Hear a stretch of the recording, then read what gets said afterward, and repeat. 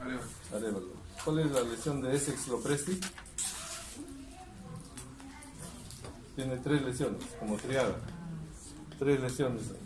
¿Tú sabes? Essex Lopresti.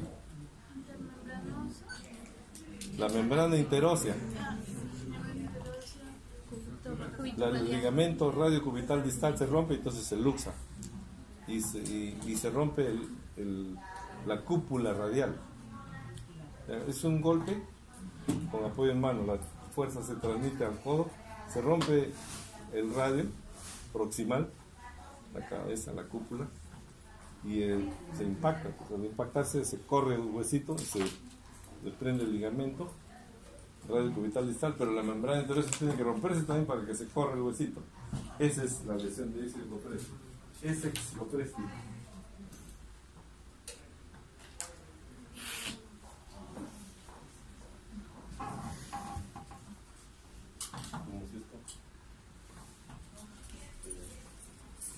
¿Me dieron mi USB?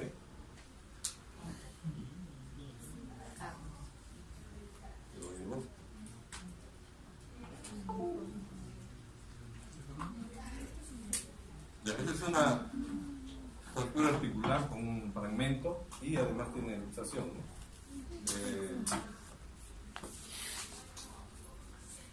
El hueso que ustedes ven, ahí sí se ve mejor que allá, ¿no? ¿Este hueso qué hueso es? Miren qué forma tiene. ¿Qué forma tiene? Semilunar, pues tú tienes tanto que mires. Es el semilunar, de la muñeca, que se ha luxado. Se ha salido de su sitio. Es una luxofractura. Vamos repitiendo. A la izquierda, un fragmento de radio es la apófisis tiloides radial, ¿no? Es una fractura articular, la fractura llega hasta el final. Si es articular, es quirúrgica, aquí está reducida y fijada con los tornillos. Una fractura de Hutchinson. Y a la derecha es una cuña, una tapa que no atraviesa hasta el otro lado, pero sí es articular porque llega hasta el final. Ese es Barton, fractura de Barton. Y como siempre le dije, tiene 2 nombres. Rea Barton. Conocida como Barton, ¿no? Eso ya lo vimos, una fractura conminuta, reducción abierta y fijación interna con placa en... ¿Cómo se llama esta placa? Placa en T recta. La vista frontal en media y a la derecha la lateral. Es la misma fractura. Fractura articular conminuta. Con frecuencia la radiografía, como saben ustedes, es una imagen de 2 dimensiones. Cuando se entra a operar se pueden encontrar más fragmentos de los que ahí se ven, porque la realidad es tridimensional, de manera que muchas veces a la hora de operar se encuentra más fragmentado de lo que ahí aparece. Esta es una fractura compleja, articular, reducción abierta y fijación interna, ¿no?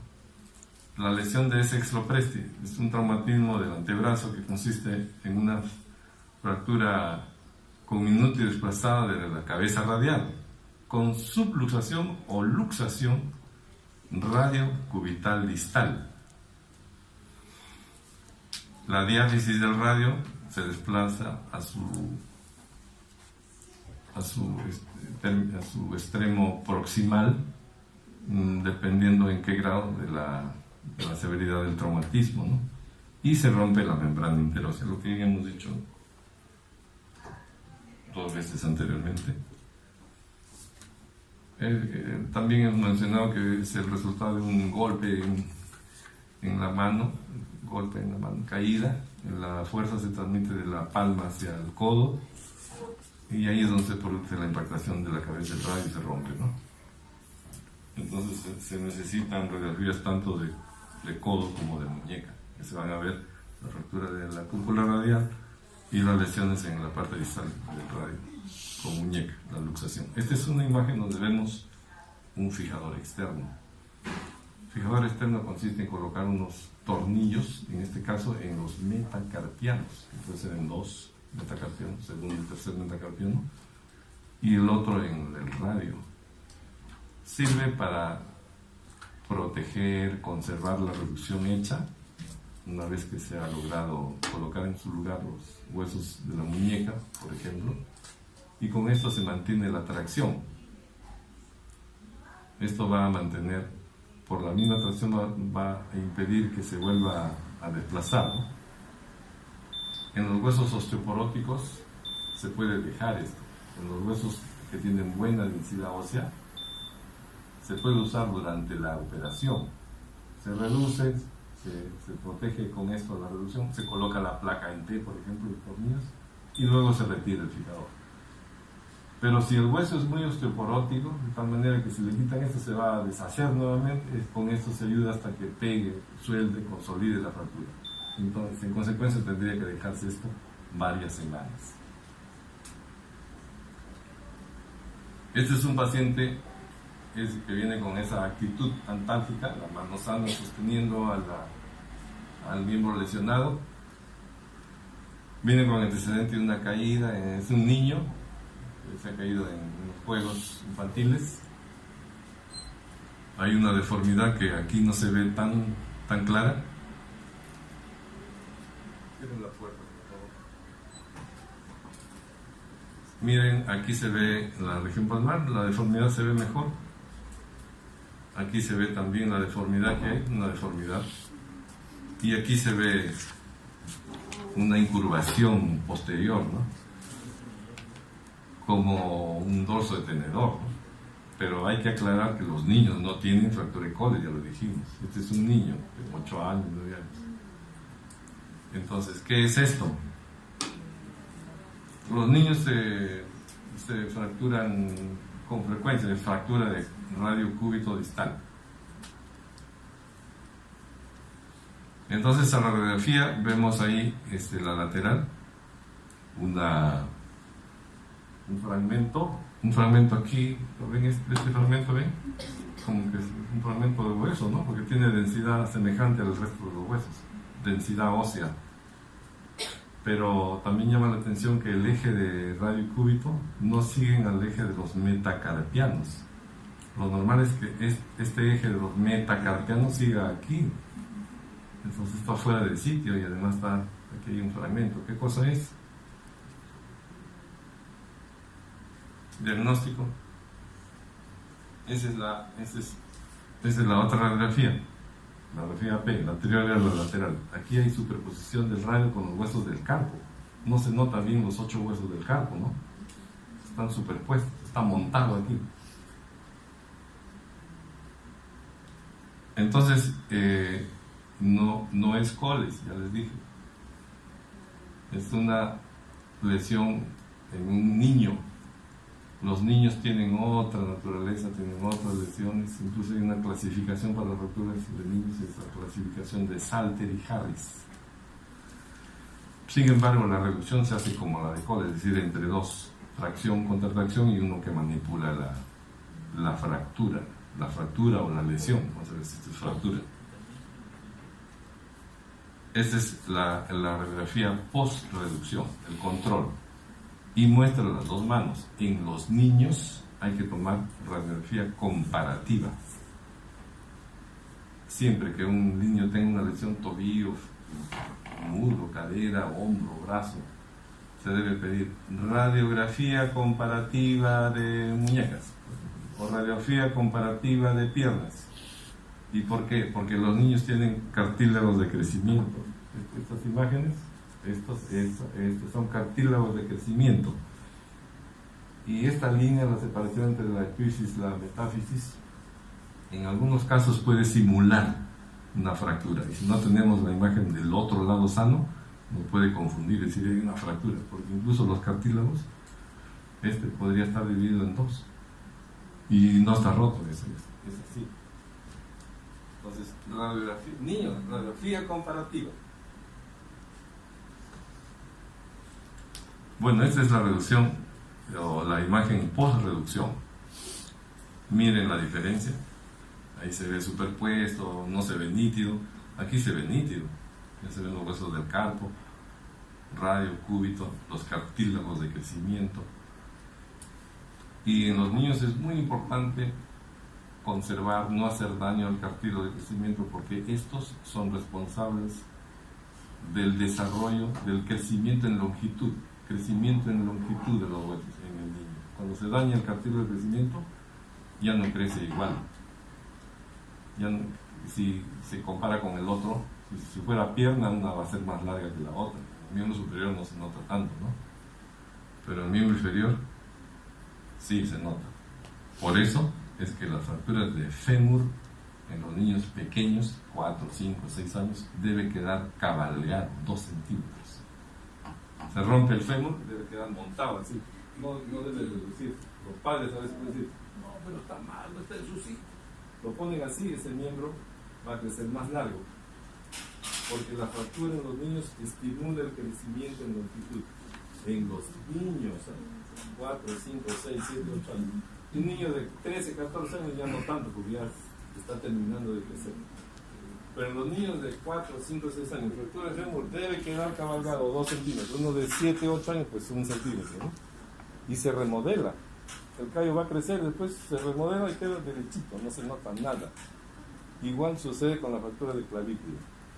El niño con fractura de clavícula no necesita que le hagan nada, pero tienen que hacer algo, porque si no los padres dicen, no, pero no le he hecho nada, es un bruto, tienen que ponerle algo, su vendaje en 8 así suavecito nomás, sin apretarlo, si no sale equimosis y su cabestría. Ya, se va a cumplir con los padres. O sea, el vendaje en 8 es para los papás. De los niños, de los niños. A los 2 o 3 años está corriendo, el niño se saca todo y está corriendo. Bueno, este es una lesión de un niño, se cayó del columpio, de la barra, se lesiona, viene así, como lo hemos mostrado, perdón.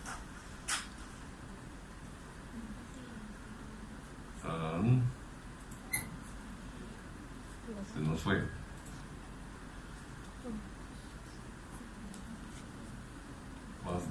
Vino así, ¿no?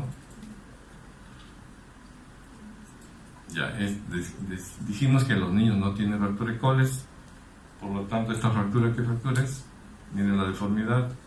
Este es parecida al dorso de tenedor de la coles, pero no es coles, pero así es el dorso de tenedor, porque se ha ido hacia atrás el fragmento del radio. En este caso no es radio. En caso de adulto, esta deformidad sería un poco más proximal, ¿no? Porque la fractura en el adulto, en la de coles, sería por acá. Entonces esta curva estaría por aquí más o menos, ¿no? Pero en este caso, en el niño, ha sido más distal, ¿no? La de coles, la lesión de coles sería por aquí, ¿no? Entonces este fragmento de aquí para acá sería el que se va hacia atrás, aquí hacia arriba, ¿no? Pero aquí no, aquí se ha ido el cartílago de crecimiento, es el cartílago, el que debería estar acá.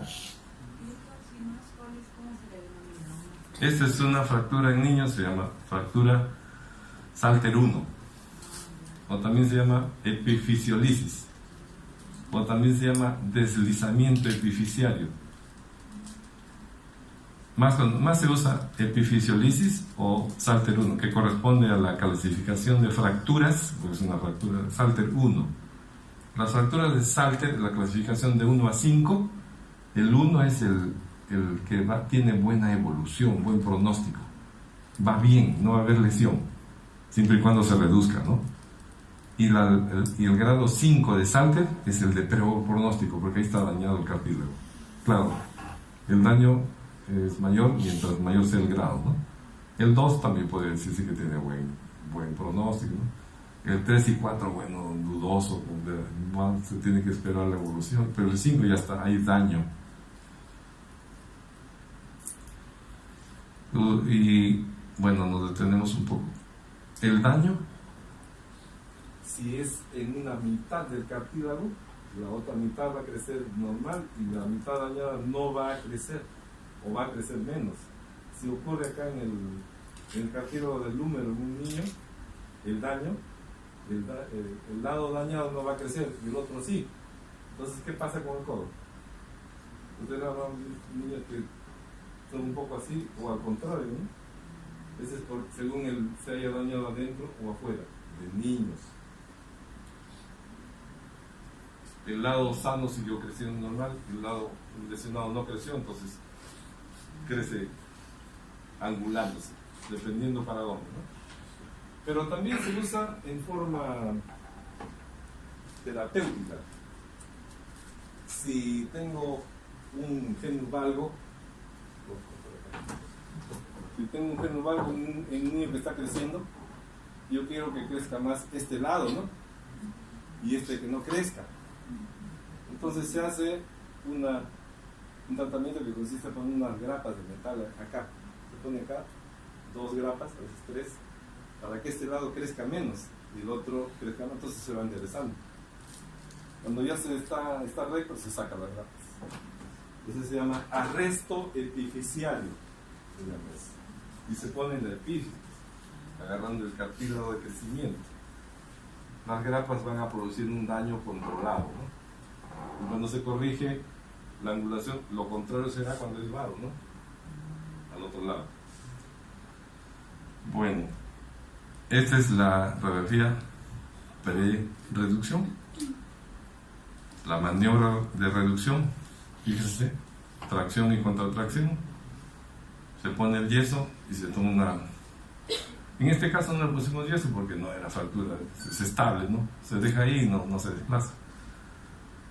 Pero ustedes podrían decirme cuál ha sido el lado lesionado aquí, cuál es el lado lesionado, cuál es el lado que se traumatizó, derecho o izquierdo. ¿Derecho? ¿Ah? ¿Por qué? A ver, ¿quién dice? A ver. Diga, conversando. ¿Derecho o izquierdo? ¿Cuál es? ¿Derecho o izquierdo? ¿Y por qué, pues? ¿Por qué? ¿Ven algo en el cartílago, en el hueso? El cartílago. También tiene. A ver, miren la parte blanda, la distancia que hay del hueso a la piel. En la derecha y en la izquierda. Qué pocos observadores son. ¿Ya se dieron cuenta? O sea, está hinchado uno, ¿no? Hay mayor volumen en las partes blandas, entre el hueso y la piel. Eso es por hinchazón. Entonces, el que está hinchado es el traumatizado, ¿no? Es lo único que nos puede decir porque el hueso está íntegro, no se ha dañado. ¿Ya lo vieron, eh? La distancia que hay de aquí a acá no es igual que de aquí a acá, ¿no? Aquí está más hinchado, ¿no? Entonces, este cartílago es que se había salido. Y acá vamos a ver la vista lateral comparativa. Recuerden que los metacarpianos no estaban en dirección del cúbito urario, ¿no? Ahora sí. ¿Sí? ¿Se entiende lo que digo, no? O sea, le decía que estos metacarpianos están en dirección del cúbito urario ahora. La misma línea. Y no era así en la primera, ¿no? Y no lo retrocedemos. Ven donde la línea, sigan la línea, el eje de radiocúbito y el eje de los metacarpianos, en otro plano. Lo que hicimos fue reducirlo ahí, entró a su sitio y ya está al mismo nivel. Y el cartílago, este cartílago estaba por acá, ahora está en su lugar. Entonces ese es una Salter 1 o epifisiolisis. Pronóstico bueno. Salter 1. Los controles en una sola toma, AP y lateral. Y eso, suficiente con eso porque no es una fractura de hueso propiamente, es solamente como que se ha salido de su lugar el cartílago, ¿no? Entonces, Salter 1 o epifisiolisis. Cabestrío, así la mano a la altura del codo, no más abajo porque se hincha más. Movilización, flexo, extensión y listo. Bueno, siguiendo en la mano, vemos ahora fractura de escafoides, carpiano, porque también escafoides en el pie, ¿no? Ya esta fractura es la más frecuente en el carpo, ocurre mayormente en varones jóvenes y el 80% se localiza en el cuello, 10% en el polo proximal, 10% en el tubérculo y 5% no consolida, solamente el 5%.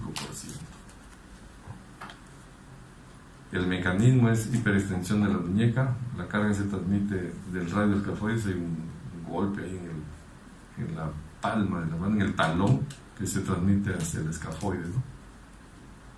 El escafoides entonces es golpeado en la parte palmar por el golpe y en la parte superior contra el radio. El polo distal es en la palma y el polo proximal además está fijado por los ligamentos y es donde se rompe, es en el cuello mayormente. Una radiografía donde se ve el escafoides aquí con una fisura, un trazo de fractura, una solución de continuidad diferente que la de acá, que tiene un mayor desplazamiento, ¿no? Aquí está más separado que acá. Esta diferencia se considera en este caso, de la derecha, un factor negativo, ¿no? Pero sería mejor que estuviera así porque así hay más probabilidad de que suelde. Así hay más probabilidad de que no suelde.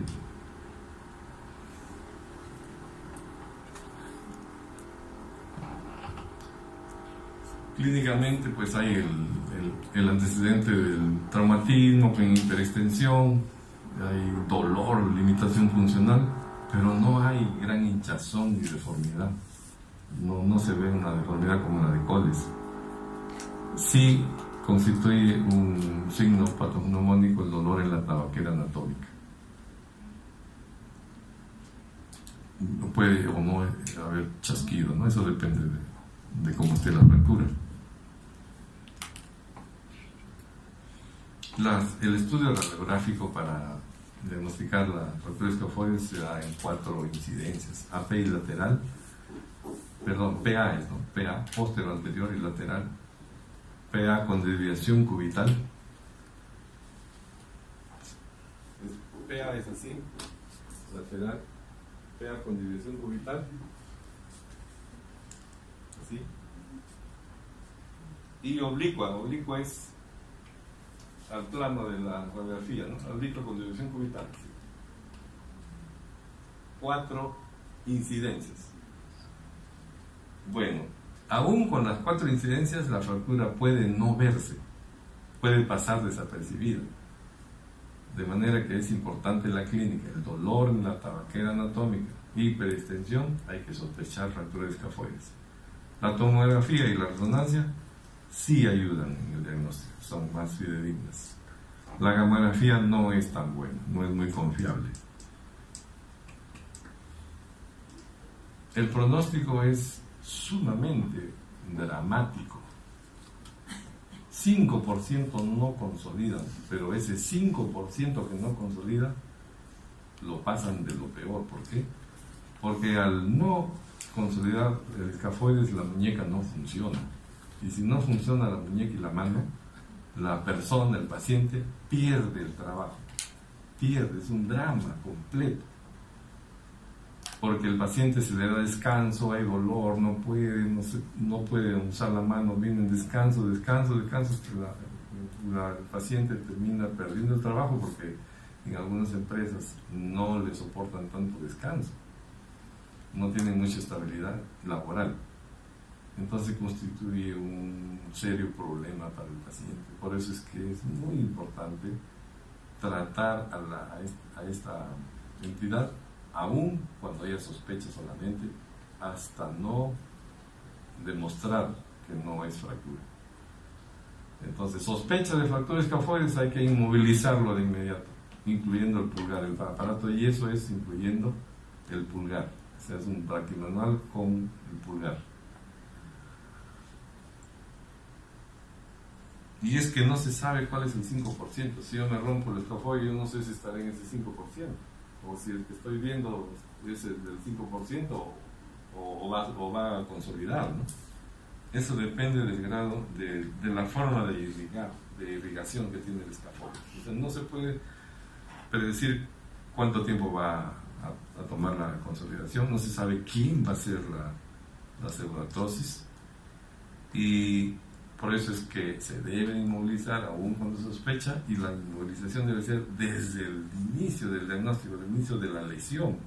O sea, no se puede dejar ni un momento suelto y debes de inmovilizarse en forma ininterrumpida.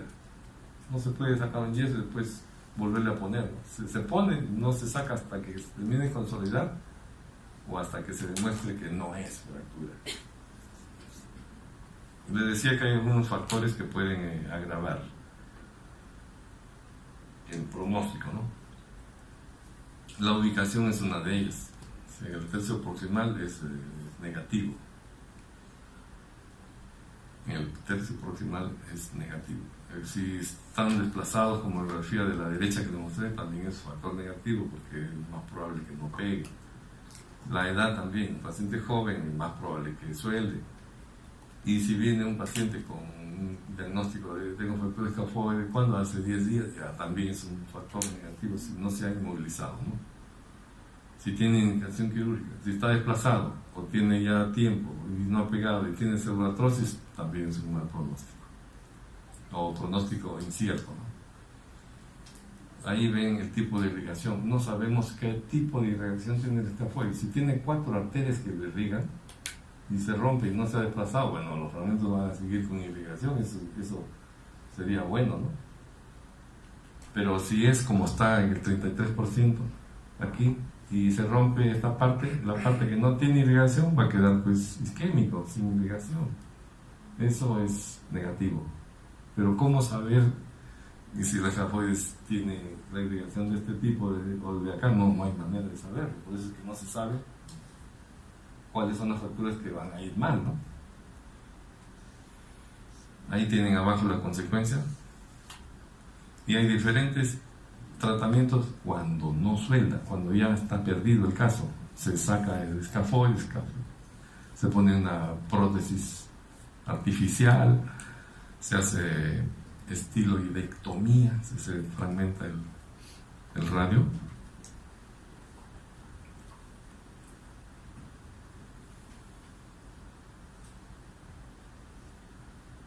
O también se hace artrodesis, o sea, se pone una placa para fijar la mano, la muñeca, para que ya no se mueva y para que no duela, pueda hacer alguna función.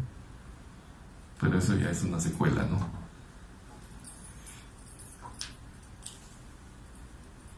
Aquí una imagen de una fractura de escafoides desplazada, muy desplazada. Una fractura de escafoides con isquemia. Miren, este fragmento fue de este tamaño, ya se necrosó. Este es un mal caso.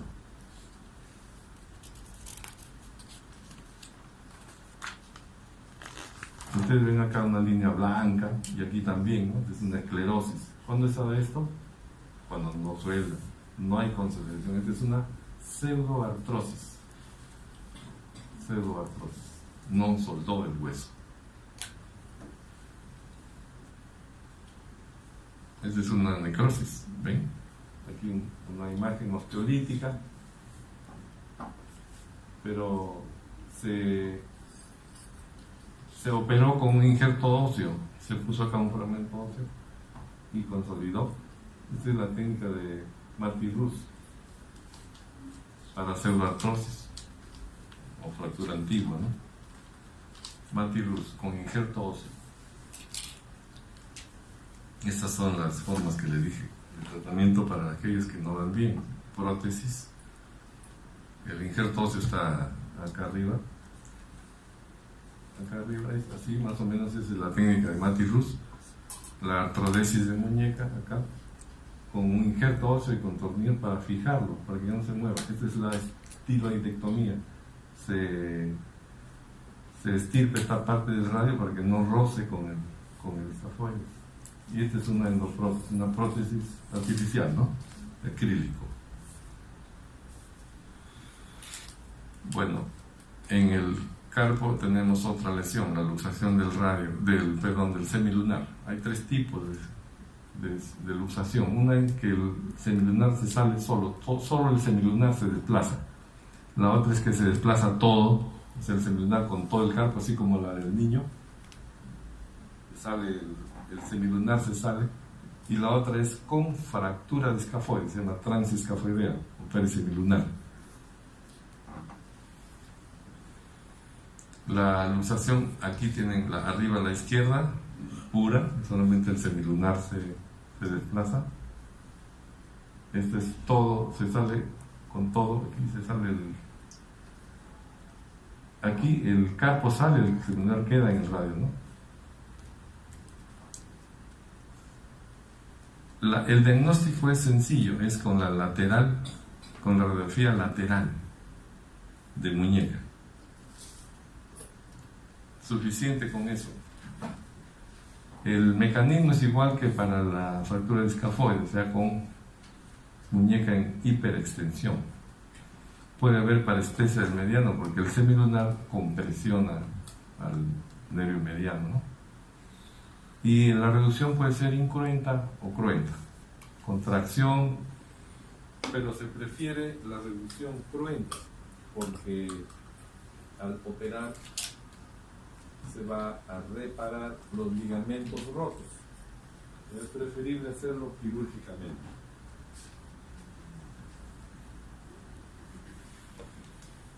Pasamos a los metacarpianos. En el primer metacarpiano, es el metacarpiano del pulgar, en la base, ocurren dos fracturas más comunes, que son la fractura de Bennett y la fractura de Rolando.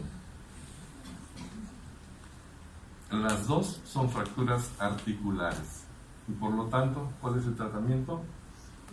Quirúrgico. Ya. Hay una diferencia. En la fractura de Bennett, un fragmento pequeño se queda adherido al trapecio y el resto del metacarpiano se desplaza hacia afuera. ¿Quién lo jala? El abductor largo del pulgar. El abductor largo lo jala, lo desplaza hacia afuera. Esa articulación, ¿de qué tipo es, dijimos? El metacarpo con el trapecio. ¿Qué tipo de articulación es? Sencilla de montar, ¿no? O sea, así, ¿no?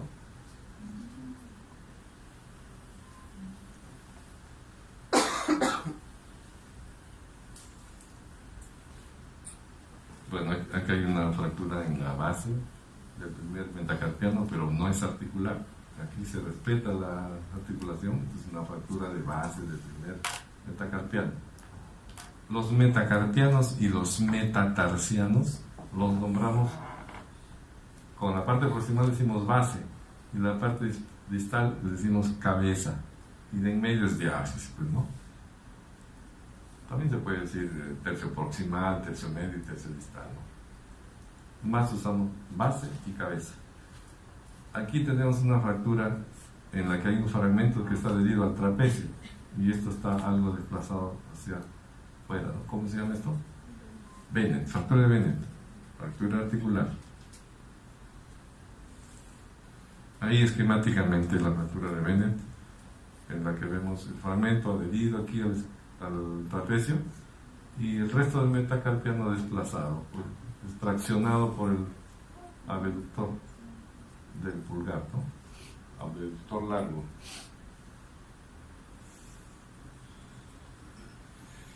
¿Cómo se tratan las fracturas de metacarpianos? Bueno, hay que reducir y hay que fijarlo, ¿no? También aquí hay fracturas estables e inestables. Las fracturas inestables, ¿cuáles eran? Las oblicuas, largas sobre todo, las espiroideas. Las oblicuas largas se deslizan, se pueden reducir, pero se deslizan y además rotan. Las fracturas de dedo o de metacarpianos oblicuas o largas se reducen, pero se corren, pues, ¿no? Cuando son transversales se puede colocar en su sitio y se puede estabilizar, inmovilizar y quedan bien. No se corre ya, pues.